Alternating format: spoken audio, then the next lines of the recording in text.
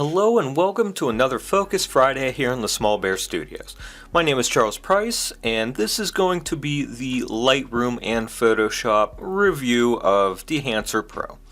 I'm uploading this as soon as possible. I don't know if it's going to be a Focus Friday. I don't know what day it is. I don't know what day I'm going to get this uploaded.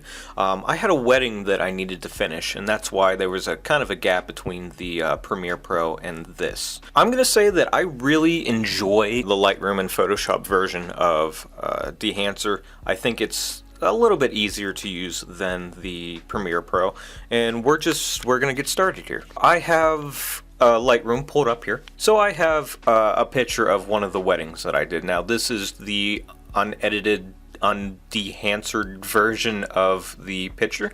I just made some minor adjustments here on the right side, and I've done some tone curves and everything else to do to get this picture where I think that Dehancer would help out the most.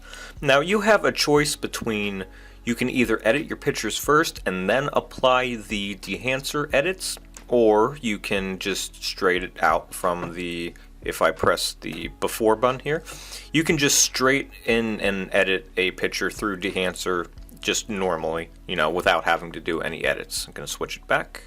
Okay, so to bring up Dehancer in Lightroom, what you're going to want to do, you want to go down to your little timeline thing here, and you're going to want to right click it. When you go over to the right side here, it has Edit in Adobe 2023, or you have Edit in Dehancer Lightroom.exe. Now, in theory, you're going to want to click Edit in Dehancer.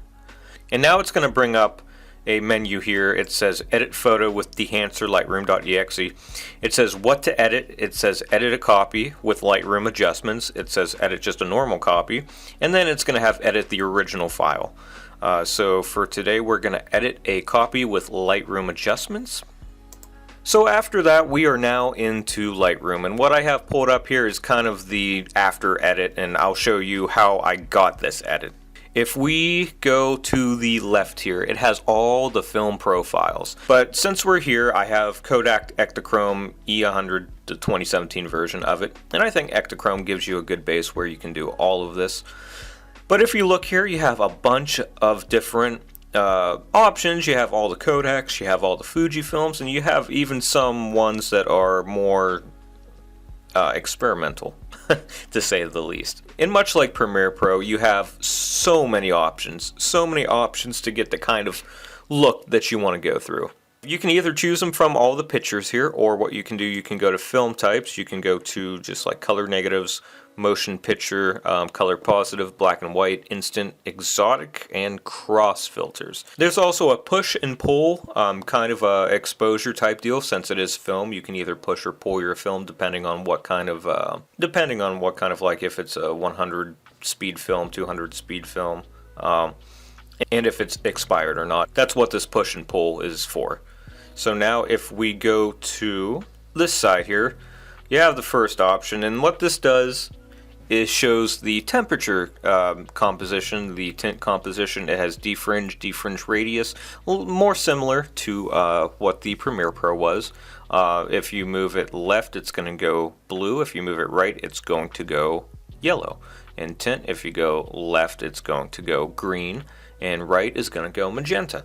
So you use that to just kind of even out the color temperature of the picture. Moving on to expand here, this is the black points, this is the white points. I haven't touched these really.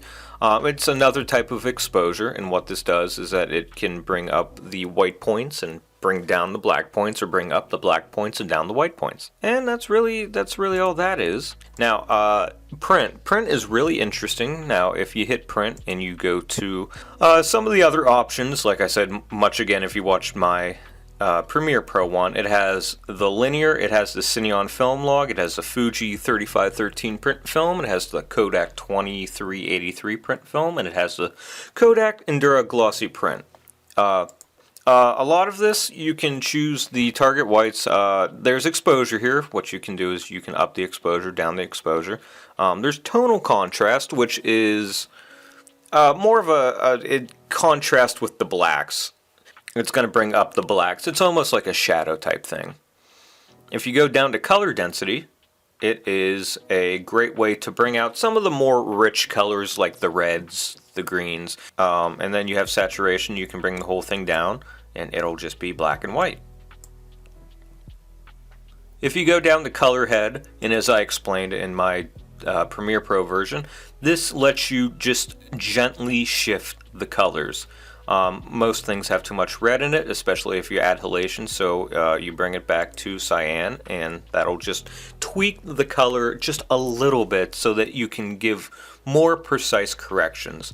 So down to film grain. I wasn't the biggest fan of Dehancer's film grain for video. However, for Dehancer's Lightroom and Photoshop versions of this editing program, it really does, and let me zoom in here just a little bit, does give you some. Now don't mind that because they were under the veil, so it does kind of have like a little cross patchwork here, but you can see the grain clearly, and I think editing for pictures is a little bit better. I think I like the grain more.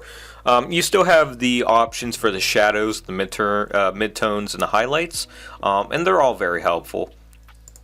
If you bring it down, it'll bring it down a little bit more. Some of these edits are not completely noticeable. And I think less is more. I talked about how less is more when you do video editing, and I firmly believe that. I firmly believe that you can get the picture that you want with the least amount of edits. And I think it looks good so far. I mean, they were happy with it. If they're happy, I'm happy. And so we go down here to halation, and once again, this is one of my favorite things when I'm trying to get that vintage look. If we zoom in here, if we zoom into his ear here, you can see the outline on the ear, you can see the outline on his hair, and it's more defined. And you have all these other options where you can amplify it and where you can change the impact of it to how much there is. All of these in conjunction together, it makes it a really good and solid way to edit halation without having to do any weird color corrections or weird RGB like edits. It just gives you the soft red tones on more of the highlighted sections of the picture here, and I think it's really good. Now, I didn't use bloom for this. It's already pretty bloomed. I was using the moment filter for. I have a moment Cine Bloom 10%. But if you want to bloom the highlights more and make it a little bit softer, give it more of a cinematic look, you can absolutely it's up to you. And then vignetting. I actually don't like the vignetting on this. It doesn't do what I would like it to do, and it vignettes, but it really just makes it darker, and I don't like that too much. Overall, it's a pretty simple way of editing, and then what you can do if you hit OK here, what that's going to do is that's going to bring you back into Lightroom, and here it is. So I just made some other minor corrections here, but as you can see, I gave it more of a little bluish tint. Overall, I'll show you some other edits that I have done here. So I don't really have too many pros or cons to this Lightroom Photoshop version. Let me show you what the Photoshop version is. If you exit out of, or you know what, let's just open Photoshop.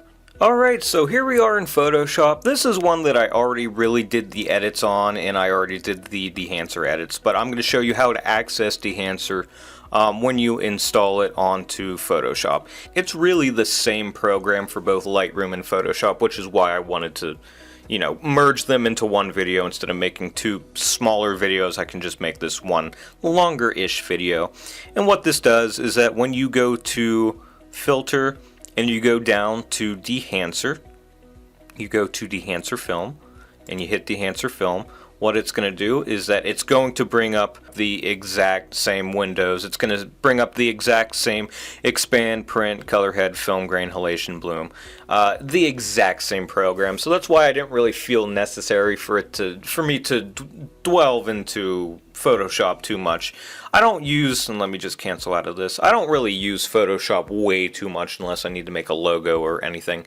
And so overall, not too many cons, not too many pros. I mean, pretty much anything that I said in my Premiere Pro video, that's pretty much what I still think of Dehancer. The film grain could be better. I don't know how, but I still feel like maybe it's too artificial. I know that's really not a great criticism of it, but it is what it is. Once again, I like all the different color profiles that we have here on the Dehancer. They did a very good job. I'm not sure if these are actually scanned from the actual films or if these are just kind of handmade. Either way, I think that's impressive. I think that if you take the time to hand scan each type of film and plaster it onto an app, hey, that takes time. For as much as I edit pictures like this, it probably takes twice as long to make an app containing all of these picture profiles. Once again, the price point, it's going to be like $3.99, almost $400. If you are serious about making a style, or if this is what your style is, if your style is more of a dehanced, vintage look for pictures and editing, I do think that Dehancer is the way to go.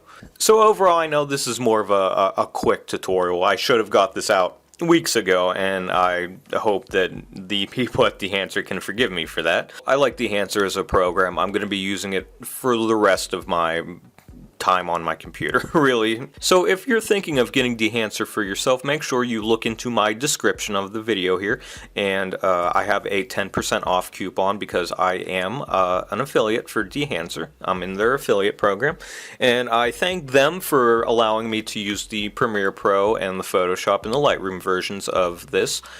They're coming out with an iOS version so that everybody on their phone can use it, and it's going to be a great future with Dehancer. So, and I cannot stress this enough, Thank you everybody for watching. Make sure you like and subscribe if you like these tutorials. I don't really plan on doing too many more unless there's something that I really want to explain to y'all and how I do things. I'm pretty laid back about all this. So once again, I hope you all enjoyed, and I'll catch you later.